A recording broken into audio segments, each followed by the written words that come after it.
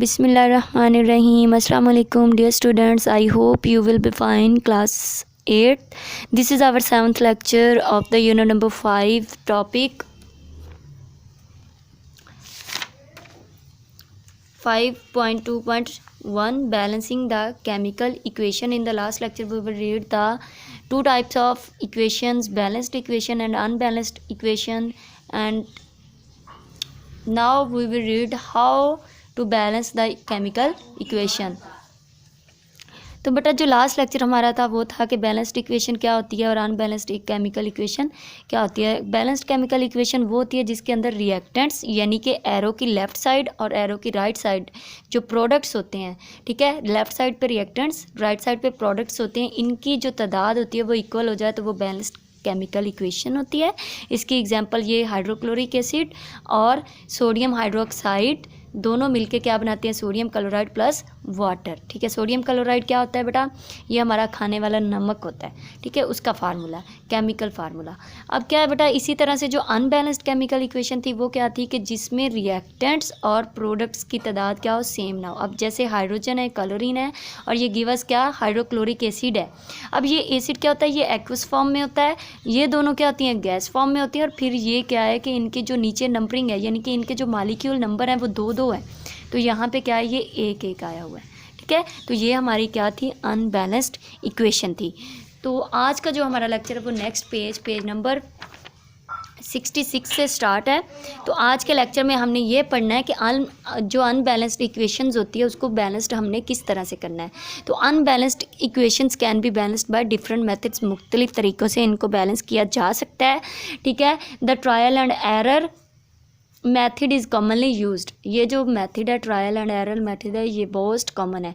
अब देखिए बेटा, एरर में क्या होता है कि यानी कि जो हमारी गलतियां वगैरह होंगी, जो हमारे कोफिशिएंट्स होंगे या फिर जो सिंबल्स होंगे उनको हमने काउंट करना है, या फिर जो फार्मूला होगा उन सबको काउंट करने के बाद हमने उनको दोनों साइड्स पे यानी कि लेफ़्ट साइड और राइट साइड के लिहाज से अरेंज कर लेना है. ठीक है, according to this method trial and error process adjusting coefficients before symbols.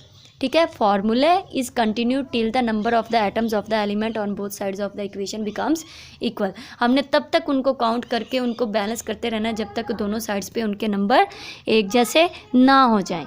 ठीक है बेटा, इसी तरह से यहाँ पे ये फर्दर इसके स्टेप्स लिखे हुए हैं कि किस तरह से हम किसी भी इक्वेशन को बैलेंस कर सकते हैं. The working rules of balancing a chemical equation are as follows. ठीक है, नंबर 1 पे क्या है, write the unbalanced equation and count the number of atoms of each element on both sides of the arrow. For example ये हमारी एक equation है. अब इसमें हमने क्या करना है, दोनों साइड पे जो हमने फार्मूला लिखा है या इक्वेशन लिखी है, ठीक है, उनके हमने नंबर ऑफ एटम्स काउंट करने हैं. देखिए, नाइट्रोजन के 2 एटम्स हैं, हाइड्रोजन के 2 हैं, आगे ये क्या है, NH3 है, यानी कि नाइट्रोजन 1 है, हाइड्रोजन 3 एटम्स हैं. तो ये क्या है हमारे लिए, ये अनबैलेंस्ड इक्वेशन है. ठीक है बेटा, तो अब वो कहता है इस तरह की इक्वेशंस को हमने किस तरह से बैलेंस करना है, हमने इनके नंबर ऑफ एटम्स को काउंट करना है दोनों साइड से. ठीक है, उसके बाद क्या करना है, work with one element at a time. फिर हमने इनमें से किसी एक एलिमेंट को उठाना है और उसका प्रोडक्ट बना लेना है. ठीक है, मल्टीप्लाई द सिंबल और फार्मूला विद सूटेबल इंटीगर्स. अब ये जो जैसे इसका 2 फार्मूला है, अब क्या होता है कि बाज़-औक़ात 2 यहाँ पे लिखा है, अगली इक्वेशन में यहाँ पे 2 भी लिखा होता है. ठीक है, फॉर एग्जांपल आपके ये आगे दिया हुआ है यहाँ पे ये 2O2. ठीक है, ये आपका यहाँ पे दिया हुआ है फार्मूला 2O2. अब इसमें क्या है कि यानी कि ये हमारे क्या इंटीगर्स हैं यानी कि मल्टीपल हैं. हम इनको क्या करेंगे, 2 को 2 से मल्टीप्लाई करेंगे. इसका मतलब क्या होगा कि इसके 4 ऑक्सीजन के एटम है. ठीक है, ऑक्सीजन के मॉलिक्यूल कितने हैं, 4 हैं. ठीक है, तो वो कहता है suitable integers on that side of the equation where the number of atoms particular element is less than try to balance this element. हम इनको मल्टीप्लाई करने के बाद हम क्या देखेंगे, यानी कि जो सूटेबल सिंबल्स थे या इनके इंटीगर्स थे उनको मल्टीप्लाई किया. मल्टीप्लाई करने के बाद हमने इस साइड पे भी देखने हैं और इस साइड के एरो की इस साइड पे भी देखना है कि क्या इनके नंबर सेम हो रहे हैं. ठीक है, सेम होंगे तो हमारी इक्वेशन क्या होगी, बैलेंस्ड होगी. सेम नहीं होंगे तो फिर क्या है, हमने बार बार उसको मल्टीप्लाई करते रहना. Start multiply with relatively small numbers. ठीक है, उसके बाद है repeat the process for all the elements 1 by 1.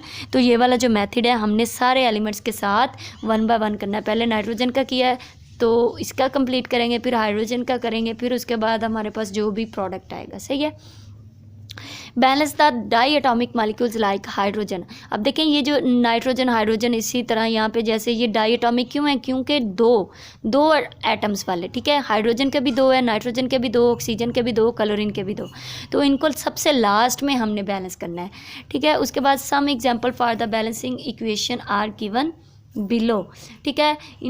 तो ये इंशाल्लाह हम नेक्स्ट लेक्चर में ये सारी एग्जांपल्स पढ़ेंगे कि किस तरह से हमने इक्वेशंस को बैलेंस करना है। तब तक के लिए अल्लाह हाफिज़। Wish you best of luck for your next lecture.